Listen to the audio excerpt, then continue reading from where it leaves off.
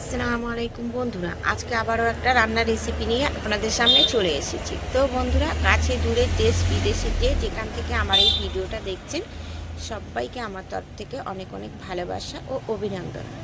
তো আমি Nishad kitchen and blog চ্যানেলের তরফ থেকে সবাইকে অনেক অনেক ওয়েলকাম ও অনেক অনেক ভালোবাসা জানিয়ে আজকে আমি আমার রেসিপিটা শুরু করছি। তো বন্ধুরা, আজকের রেসিপি হলো ডাঁটা আলু টমেটো দিয়ে তেলাপিয়া মাছের একটা ঝোলের তরকারি রেসিপি বানিয়ে আপনাদের সঙ্গে শেয়ার করব। তো বন্ধুরা, গরম তো পড়েই গেছে, আর গরমের মধ্যে যদি এরকম একটা রেসিপি থাকে তাহলে তার কোনো কথাই হবে না।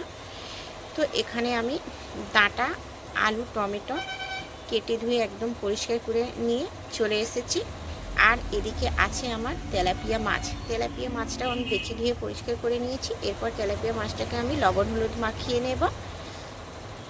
লবণ হলুদ এদিকে মাখানো হয়ে গেছে, ওদিকে আমি তেলটাও বসিয়ে দিয়েছি। তেলটা গরম হয়ে গেছে, তেলের মধ্যে দিয়ে দেবো একটু লবণ আর একটু হলুদ গুঁড়ো।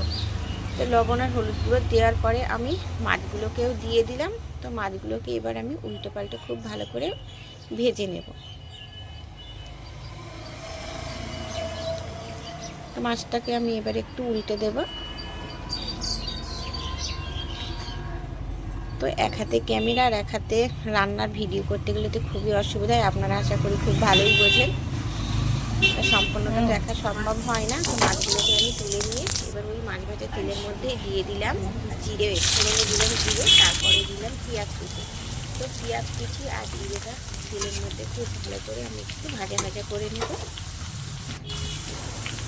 এদিকে আমার ভাজা ভাজা করা হয়ে গেছে। এরপরে দিয়ে দেবো কেটে ধুয়ে রাখা আলুগুলো।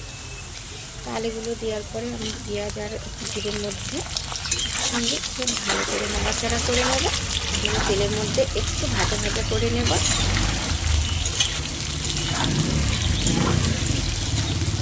সব কিছু ভাজা ভাজা করে নেওয়ার পরে এরপরে দিয়ে দেবো আমি এখানে আদা রসুন বাটা।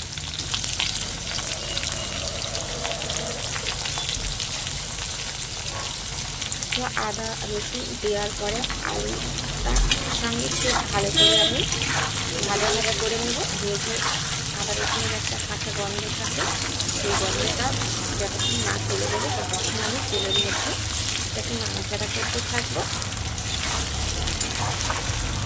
তো নাড়াচাড়া করার পরে এরপরে দিয়ে দেবো গুঁড়ো মশলা। তো প্রথমেই দিয়ে দিলাম হলুদ গুঁড়োটা দিয়ে আমি একটু নাড়াচাড়া করে নিলাম।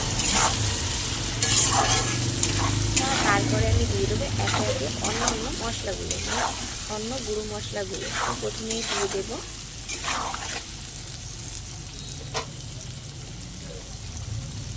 জিরে গুঁড়ো, ধনে গুঁড়ো, আর কালারের জন্য দিয়ে দেবো কাশ্মীরি লঙ্কার গুঁড়ো। তারপরে দিয়ে দেবো স্বাদ মতো লবণ।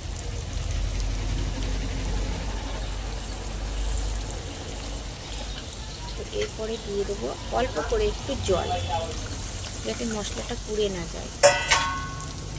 তো সামান্য জল দেওয়ার পরে এবারে খুব ভালো করে আমি আলুটাকে কষে নেব মশলার সঙ্গে।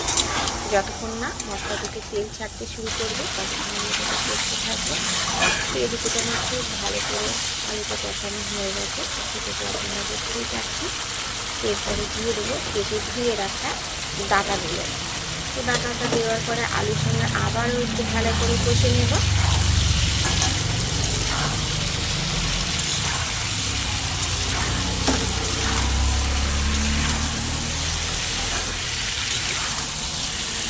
তো এটাকে খুব ভালো করে কষে নিচ্ছি। এবার একটু নুনটা আমি দিয়ে দেবো কেটে ধুয়ে রাখা টমেটোগুলো। তো টমেটোটা দেওয়ার পরে আমি আবারও একটু ভালো করে নাড়াচাড়া করবো, নাড়িয়ে নাড়াচাড়া করে নেব।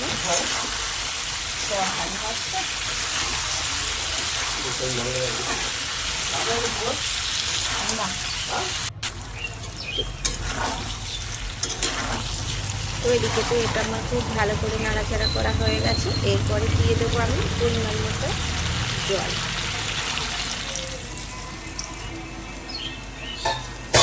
তো এদিকে আমি পরিমাণ মতো জলটা দিয়ে দিলাম। পরিমাণ মতো জল দেওয়ার পরে আমি আবার একটু নাড়াচাড়া করে নিলাম। এরপরে আমি অপেক্ষা করব যতক্ষণ ঝোলটা আমার ফুটে না আসে। তো বন্ধুরা আমি তো ভিডিও করার সময় ভয়েস দিতাম, এখন আমি ভিডিও করে নিয়ে তারপরে ভয়েস দিচ্ছি। তো যদি কোনো জায়গার কোনো অংশ ভুল হয়ে থাকে তাহলে অবশ্যই আমাকে ক্ষমা করে দেবেন। বুঝতেই তো পারছেন নতুন ভয়েস দিচ্ছি, গলাটা কাঁপছে, ঠিক মতো কথাটা বলতে পারছি না, ভয় ভয় লাগছে। তো এরপরে আমার ঝোলটা ফুটে গেছে, তো তারপরে আমি ভেজে রাখা মাছগুলো একে একে দিয়ে দিই। মাছটা দেওয়ার পর একটু খুন্তি দিয়ে আমি একটু চেপে চেপে দিচ্ছি ঝোলের মধ্যে।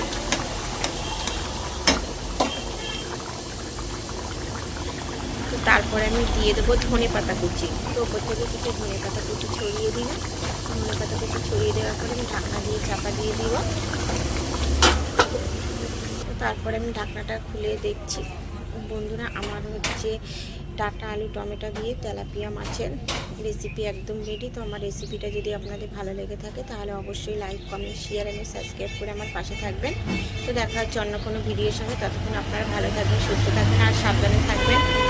আর আমার ভিডিওটা দেখার জন্য আপনাদের কাছে অনুরোধ রইল। আজকে